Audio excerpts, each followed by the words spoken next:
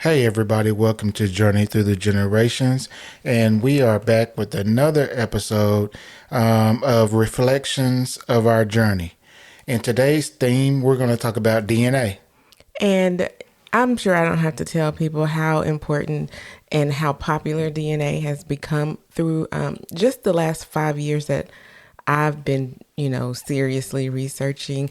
DNA is definitely a hot button topic, and being able to help so many people break down so many brick walls in their research. Yeah, I think DNA is important in your research. I think what I would tell people is, okay, look, I know that there's some negative things about getting your DNA tested at companies like Ancestry and MyHeritage and all that stuff, but I would just tell you, do your own research about what companies do with your data and what they don't Can't do, do. yeah. And you research it and then you make your decision from there. Right. So I think that's what you have to do. And when you are doing your research, make sure you're reading the boxes that you're checking, because sometimes those boxes do mean that they'll be able to use information, not necessarily your DNA, but the information that you have gathered could possibly be used. So just make sure that you are reading thoroughly the information that they give you before you agree to it. Yeah. So all right, we got So that with all, out the yeah. way. So with all that said, You gonna go? no, you go first. Okay, so DNA in my research and in my journey came up big time this past year because I had done my DNA test with Ancestry, I don't know, a few years ago. I say about 2 years ago. We got it at the Roots Tech, the first one we went to. Yeah, and so I did it, but the only reason I did it was to learn where I was from, which is the reason most people do it. They just want to know what percentage of, African they are versus Mexican versus whatever. That's what they want to do, not necessarily to find people. And so that was what my reason for doing it.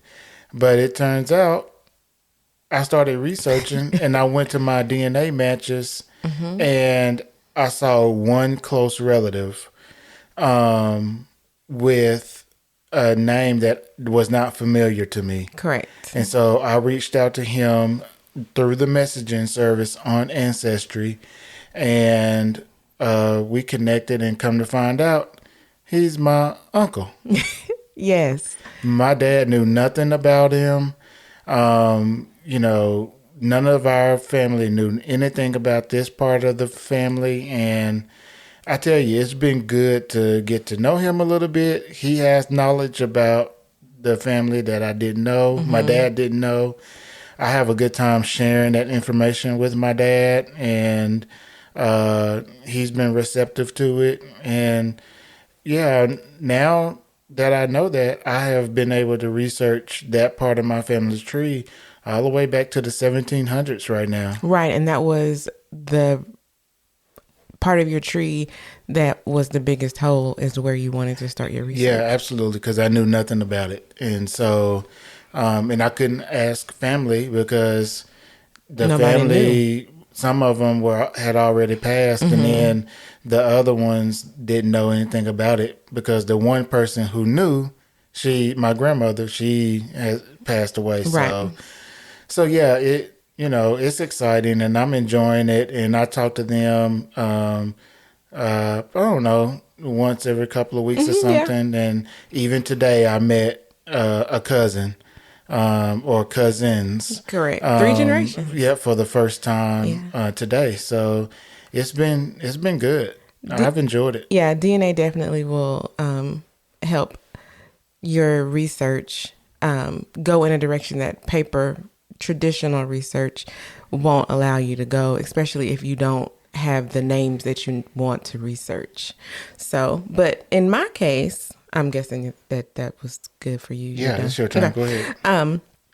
In my case, I did an Ancestry DNA test back in 2014, which seems like a long time ago, but I know it really wasn't. And my sole goal, like Philip said, was like so many other people, I wanted to find out what percent I was African. I mean, that was the total whole idea of why I wanted to do this test, because I wanted to know just how African my DNA was.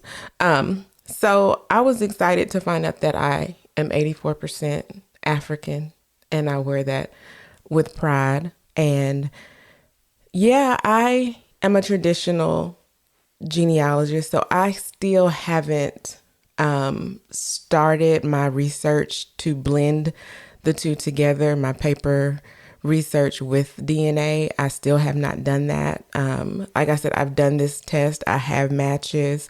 I've really never gone in and looked at them and tried to discover who these people are and how they're related to me.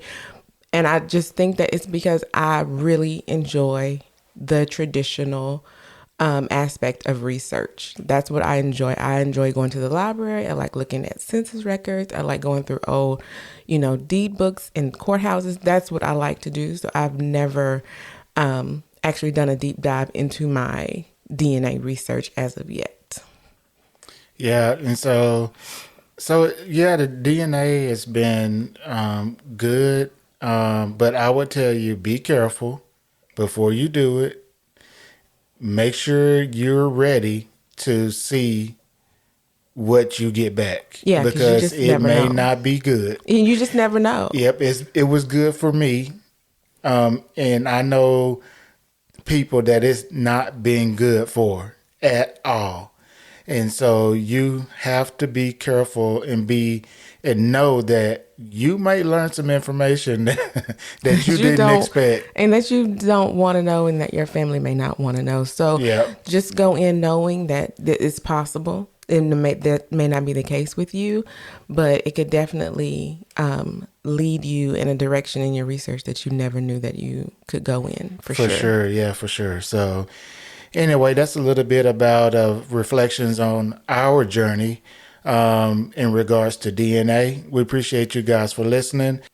Down in the episode notes of this particular episode, I'll put all of our social media contact information down there. Please go and follow, subscribe to the podcast, and let us know what you think about the DNA and what you found in your DNA research. So, all right, guys, I think that's going to be it. You ready to go? Yes. All right. We'll talk to y'all later. Take care.